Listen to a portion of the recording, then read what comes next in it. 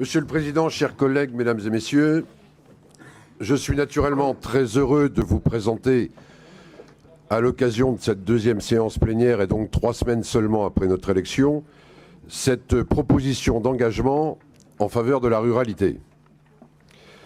En effet, le malaise des territoires ruraux est profond. Et je sais de quoi je parle, résidant dans un village de moins de 100 habitants du centre de la Meuse. Un sentiment d'abandon s'est en effet véritablement installé dans nos campagnes. La notion d'éloignement caractérise aujourd'hui la plupart de nos territoires ruraux. Éloignement des individus entre eux, que la baisse de population accentue. Éloignement des individus vis-à-vis des services du quotidien, postes, boulangeries, stations-service, etc. Éloignement enfin vis-à-vis des métropoles, pôles urbains, bassins d'emploi, centres universitaires ou centres de décision, du fait des distances à parcourir et parfois d'un enclavement géographique. Il est donc urgent d'agir avec force et détermination, et d'abord en considérant la ruralité comme un formidable atout de notre région et comme un élément de modernité de notre société. Aussi, nous vous présentons aujourd'hui non pas un rapport, au sens où il contiendrait une liste exhaustive de mesures chiffrées, mais un document d'orientation qui nous engage. Voilà pourquoi nous vous proposons qu'il soit un pacte, le pacte de la ruralité, un engagement résolument placé sous le signe de l'efficacité, de la responsabilité, de la proximité et de l'exigence. Ce pacte de la ruralité, il vous a été adressé. Je vous propose de vous en présenter une très courte synthèse en 3 parties. D'abord par un rapide état des lieux, ensuite en vous présentant les grandes thématiques de son contenu, et enfin en nous arrêtant sur la méthode que nous emploierons pour le mettre en œuvre et qui n'est pas le point le moins important. La notion de ruralité est aujourd'hui plurielle. C'est d'ailleurs pourquoi les 10 départements qui composent notre région sont tous concernés. Mais les inégalités territoriales qui se creusent depuis plusieurs décennies mettent en exergue des territoires ruraux fragiles, caractérisés par l'enclavement, la faible densité de population et son vieillissement, la faiblesse ou parfois l'absence de certaines infrastructures, équipements et services. Cette accumulation de handicaps constitue autant de freins au développement économique, à l'attractivité démographique et celle de la jeunesse, à la création d'emplois, au bien-être social. Mais ces territoires ruraux disposent d'atouts indéniables. Un cadre de vie de qualité, extraordinaire de qualité, un capital agricole et foncier, un patrimoine naturel, paysager, historique, culturel, et qui rend à cette ruralité l'une des richesses de notre région qu'il convient d'affirmer, de soutenir et de promouvoir. Je vous propose d'examiner rapidement quelques caractéristiques de notre nouvelle région. 5 548 000 habitants, une densité de population de 96 habitants au kilomètre carré, inférieure à la moyenne nationale, mais 2 départements à moins de 30 habitants au kilomètre carré et des cantons à moins de 15 habitants au kilomètre carré. Sur les cartes qui vous sont projetées, vous voyez au travers des zones bleu clair et grises où se situent les territoires ruraux et leur faible dépendance, voire leur isolement total des pôles urbains. La carte de droite est celle de la répartition de la population par type de territoire.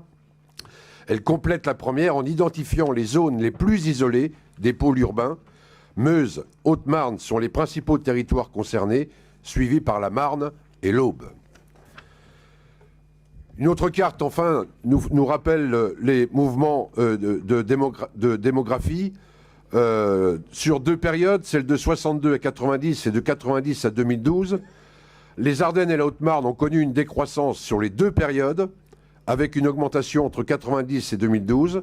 La Meuse a connu une décroissance sur les 2 périodes, la plus importante étant celle de 62 à 90. Et les Vosges, enfin, ont connu un retournement négatif entre les 2 périodes, augmentation de la population dans la première, puis décroissance sur la seconde. Les cartes suivantes permettent d'identifier les lacunes dans le maillage des infrastructures de transport, qui contribuent également à l'isolement des territoires ruraux. La carte de gauche détermine le temps moyen d'accès aux services courants, identifie également les territoires les moins dotés en services, les zones en rouge étant caractérisées par le temps moyen le plus important, entre 25 minutes et une demi-heure. J'évoque maintenant les premières orientations que nous vous proposons et qui ne visent rien d'autre que d'assurer le désenclavement et la dynamisation des territoires ruraux. Rappelez d'abord que la loi NOTRe confie aux régions la réalisation de schémas régionaux d'aménagement, de développement durable et d'égalité des territoires. Ce schéma permettra de décliner une vision pour la région et les territoires qui la composent dans une transversalité plus large que le cadre traditionnel des politiques d'aménagement. L'élaboration de ce schéma, en concertation avec l'ensemble des acteurs locaux dans les différents territoires, sera engagée dès parution de l'ordonnance annoncée par le gouvernement sur le sujet, c'est-à-dire sans doute à l'automne 2016.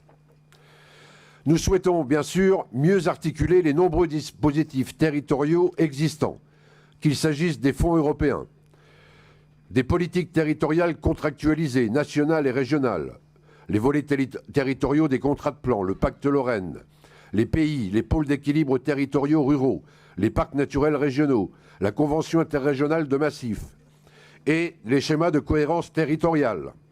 Nous devrons améliorer leur complémentarité et optimiser les moyens financiers mis à disposition des territoires ruraux par un meilleur ciblage. Mais ce pacte pour la ruralité se doit d'engager des mesures complémentaires spécifiques autour de 4 grands axes. D'abord, assurer une meilleure accessibilité numérique et physique des territoires ruraux. Mesure que nous jugeons tout à fait prioritaire. J'aurais tendance à dire qu'il s'agit là de l'arrivée de l'électricité dans nos campagnes. On peut comparer le défi avec la même ampleur à l'époque où il se posait. L'aménagement du numérique est en effet un enjeu d'attractivité, de compétitivité, de lien social.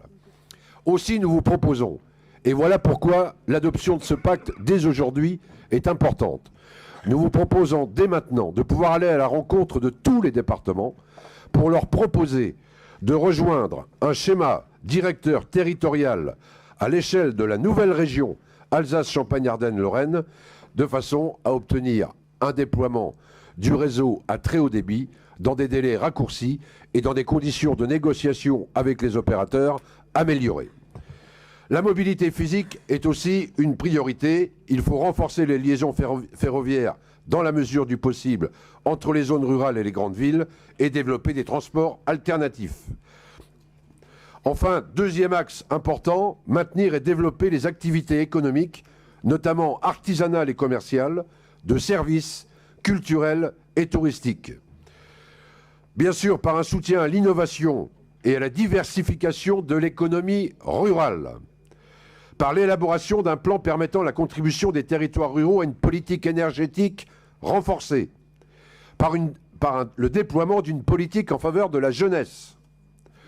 Enfin, il faut naturellement soutenir l'agriculture et la filière forêt et bois.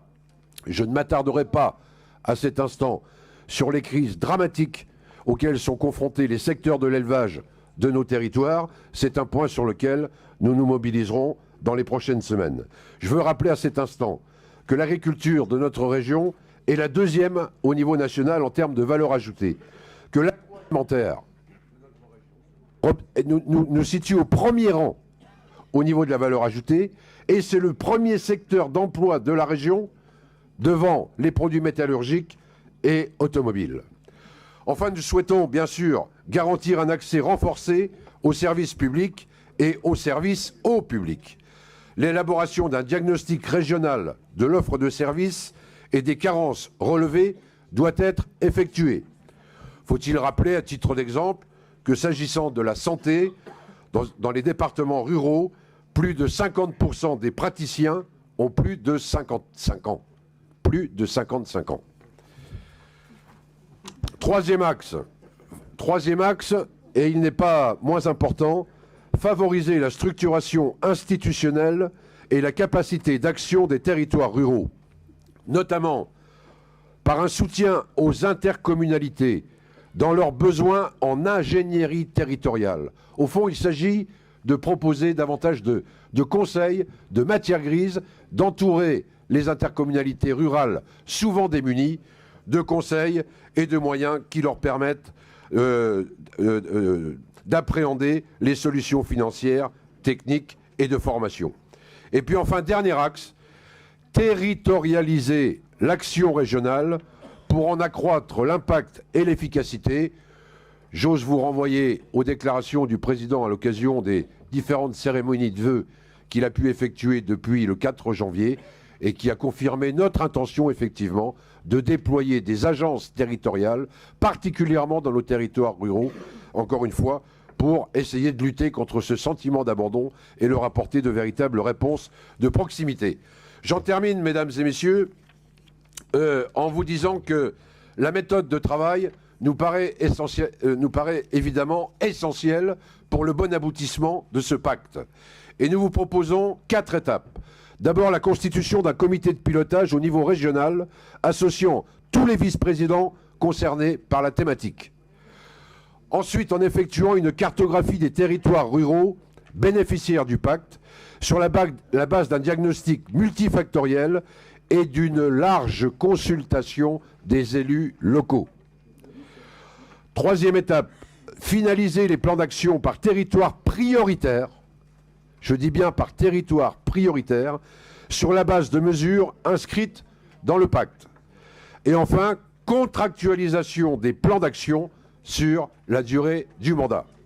En conclusion, je vous propose, chers collègues, de prendre aujourd'hui, et ce, en tout début de mandat, un engagement fort autour de ces orientations, qu'une large concertation avec les élus ruraux et les représentants des forces vives et de la société civile nous permettra de mettre en œuvre et ainsi de redonner espoir à ces territoires. Je vous remercie. Merci, M. Mangin.